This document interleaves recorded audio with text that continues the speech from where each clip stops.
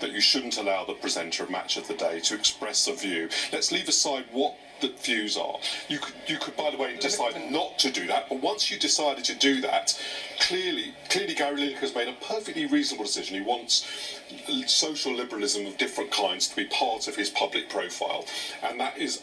It's totally understandable for him, but understandable for the BBC not to want that. You asked me what the evidence is of political interference. It's the 36 Conservative MPs that signed a letter. It's the appointment of the chairman of the BBC. There's quite a lot of evidence. There's certainly evidence, and by the way, you can see that I don't share this view. I certainly wouldn't have signed that letter, but there's certainly plenty of evidence that people feel very strongly about it. That's the case.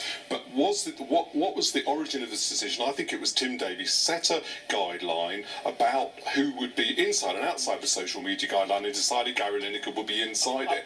And that may have been a mistake, but that's what we're really dealing with. And all this other stuff is just people making their own political points, including... Well, it may be. We'll come on to that in just a moment. But first of all, Tom, I'll come back... Sorry, go on, Tom. You said that I must get to Alison. At the end of the day, people will come to their own conclusions about what's happened over the last week, and they're entitled to do that. But what a lot of people can see is the BBC cutting valuable local radio content, which a lot of my constituents get a lot from, and they can see people on huge wages, eye-watering wages, who feel as though, paid for by a taxpayer, who feel like they can act with impunity when it comes to some of the comments they make. And I'm saying this not just moderately intervening in a political debate, but making deeply offensive comments that are essentially branding almost half the country, according to one poll last week, as being in somewhat sympathetic towards fascist rhetoric. All right. And it's completely inappropriate. Mariana?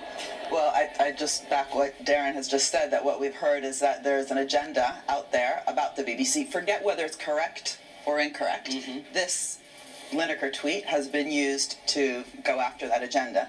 And I think, Danny's correct that if we actually then talk about the content of the tweet, then let's not talk about the 1930s. What he, by the way, was talking about was not that it's similar to 1930s policy, but the narrative, the language. So that in itself is deeply offensive. Okay, but anyway, but obviously that's not even your point. Your point is that you are, I don't know if it's jealous about Lineker's salary or what it is, but you keep talking about his salary. That's a whole other conversation. It has nothing to do with this, point right now. What we're talking about is whether a presenter on a sports program is allowed to put out a tweet which has to do with for by the taxpayer. Yeah, but you keep coming back to that. So why don't you just, think about that and have a debate about that somewhere else, but not use a tweet to kind of surf on that, to go after what sounds like is, a long-standing agenda. Alison? But I do think the two things are related. This is essentially an employment dispute about whether he's breached the terms of a contract, about what he can and cannot tweet. And the reason why it's dominated the news cycle, while it's been blown so totally out of proportion, is, as Tom said, because his salary is paid for by the taxpayer. That's why people care, and he does extremely well out of it.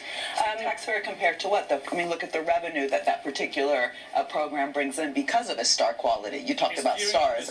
Lord Sugar is less of a star than Gary Lineker. No, you can make the decision that all the people who work for the BBC... But the star quality brings revenue to the BBC, so you can't just talk about someone's salary. It's not unreasonable to argue that the BBC has a lot of sports presenters. Gary Lineker's only one of them. It's not unreasonable for the BBC not to want all the sports presenters on the BBC to be politically engaged in public controversy, and the content of it, right, or the fact that you may disagree or agree with Tom Hunt's view about the BBC, or who the identity of the chairman's, all these are side issues. The central question is, do we want to allow sports presenters to have a political profile or not? Now, you can certainly argue that either way. I'm not dogmatic about it. I don't think it was unreasonable the decision the BBC reached. All right, he has to abide by but let's just talk briefly about the language, because actually former Chancellor George Osborne yesterday told Andrew Neil on Channel 4, personally, I think some of the language used on immigration by some Conservatives, not all, is not acceptable. Do you agree with him? I do agree with that, yes, I absolutely agree with that. I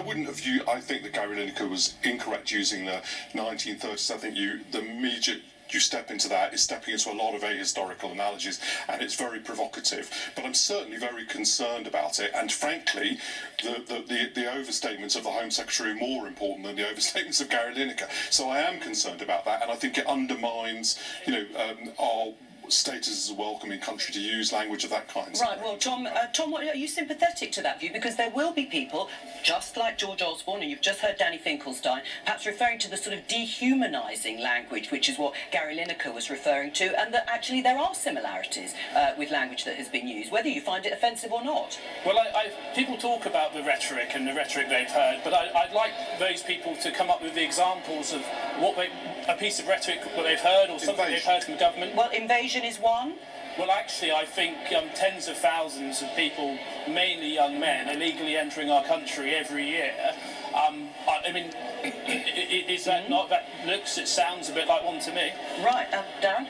I mean, look, this is because the CCHQ, the Tory head office, has been telling its MPs to use these lines because they're using it for political division. I've been because saying they this think, for 3 years. Well, you've been saying it wrong for 3 years, might I say so, Tom. But you've been saying the Tory MPs are saying this because there's a political decision that this is in their electoral interest to rile up this issue. It's shameful. Is it analogous, though, Darren, with the Richard Sharp, the chairman of the BBC, or those two completely separate issues? Conservative donor questions about a conflict of interest over the loan that he's accused of arranging on behalf of Boris Johnson, who appointed him. Well, there's a separate issue, but it brings into the same question the role of politics and interference at the BBC, as I've already mentioned. And Richard Sharp's appointment is not just subject to a select committee review, but other investigations. And of course, this whole thing is deeply unusual. It probably shouldn't have happened in the first place. All right. Gavin Davies was chairman of the BBC, obviously. I mean, there are big questions, by the way, about the Boris Johnson incident, no question about it. But Gavin, it is quite often. Chris Patton was chairman of the BBC.